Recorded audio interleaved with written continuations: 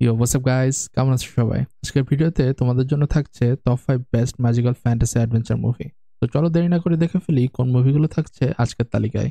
আমাদের টপ 5 এ থাকছে 2014 সালে মুক্তি পাওয়া ফ্যান্টাসি অ্যাডভেঞ্চার মুভি সেভেন্থ সন। মুভিটির IMDb রেটিং 5.5।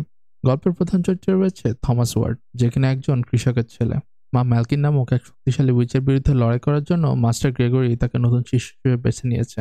থমাস যদিও অনভিজ্ঞ, কিন্তু মাস্টার গ্রেগরির কাছে প্রশিক্ষণের সময় সে অনেক ম্যাজিক্যাল বিস্টের মুখোমুখি হয়েছে এবং তার রহস্যময় বংশ সম্পর্কে অনেক কিছু জানতে পারে।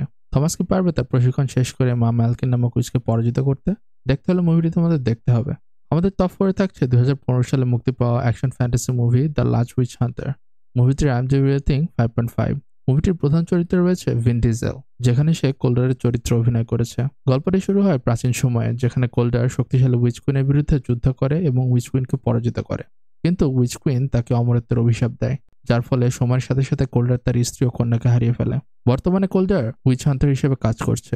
যখন কোল্ডার জানতে পারে উইচ কুইন আবার ফিরে এসেছে এবং নতুন মহামারী ছড়ানোর পরিকল্পনা করছে, তখন সে আবার নতুন করে উইচ কুইনের বিরুদ্ধে যুদ্ধ শুরু করে। কোল্ডার কি আবারও উইচ কুইনকে পরাজিত করতে পারবে? দেখতে হলে মুভিটি তোমাদের দেখতে হবে। আশা করি তোমাদের ভালো লাগবে।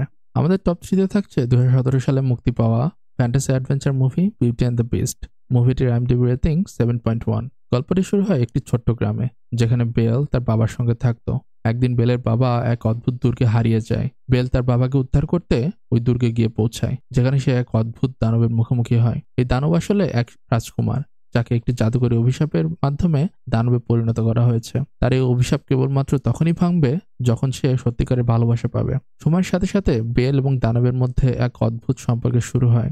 বেল দানবের ভেতরের ভালো মনুষ্যত্ব দেখতে পায় এবং তারা একে অপরকে ভালোবাসতে শুরু করে। মুভিটি আমার কাছে অনেক ভালো লেগেছে, আশা করি তোমাদের অনেক ভালো লাগবে। চাইলে তোমরা দেখতে পারো। আমাদের টপ 2 তে থাকছে 2013 সালে মুক্তি পাওয়া fantasy adventure movie Oz the great and powerful. মুভিটির IMDb রেটিং 6.3। গল্পটি শুরু হয় কানসাসের এক ছোট্ট শহরে, যেখানে অস্কার ছিল এক সার্কাসের ম্যাজিশিয়ান। একদিন এক ভয়াবহ টর্নেডোর মাধ্যমে অস্কার অজ নামক এক জাদুকরী দেশে চলে আসে। সেখানে সবাই মনে করে অস্কারই তাদের ঐতিহাসিক উইজার্ড, যে কিনা ইভিল উইচকে পরাজিত করে তাদের দেশে শান্তি ফিরিয়ে আনবে। যদি অস্কার জানে না তার কাছে আসলে কোনো জাদু বা বিশেষ ক্ষমতা আছে কিনা, কিন্তু পরিস্থিতির কারণে সে তাদের সাহায্যের হাত বাড়িয়ে দেয়। তবে অস্কার শীঘ্রই বুঝতে পারে যে তার নিজস্ব জাদু বা প্রতিভা যথেষ্ট নয়। অস্কার কি তার নিজের ভয় কাটিয়ে উইচদের বিরুদ্ধে লড়াই করে অজের মানুষদের মধ্যে শান্তি ফিরিয়ে আনতে পারবে?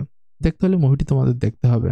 আমাদের লিস্টে টপ 1 এ থাকছে 2013 সালে মুক্তি পাওয়া fantasy adventure movie Jack the giant slayer. মুভিটির IMDb রেটিং 6.3।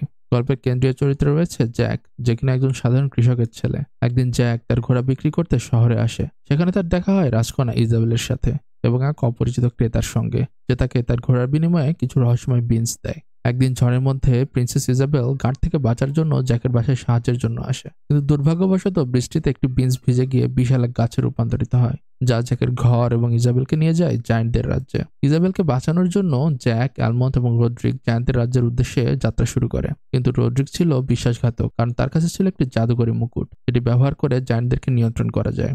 জ্যাক, অ্যালমন্ড এবং ইজাবেল রোড্রিককে পরাজিত করতে পারলেও তারা কোনোভাবে জায়ান্টদেরকে পরাস্ত করতে পারছিল না। এদিকে জায়ান্টরা মানব জগতে আক্রমণের নতুন এক উপায় খুঁজে পায়, যার ফলে শুরু হয় মানবজাতি এবং জায়ান্টদের মহাযুদ্ধের। জ্যাক কি তার বুদ্ধি এবং সাহসের মাধ্যমে জায়ান্টদের পরাস্ত করতে পারবে? দেখতে হলে মুভিটি তোমাদের দেখতে হবে। আশা করি এই মুভিটি তোমাদের অনেক ভালো লাগবে। তো আজকে এই পর্যন্তই। আজকের কোন মুভিটি তোমাদের সব থেকে বেশি ভালো লাগলো অবশ্যই কমেন্টে জানাবে। তো দেখা হবে পরে কোনো একটি ভিডিওতে। Until then take care.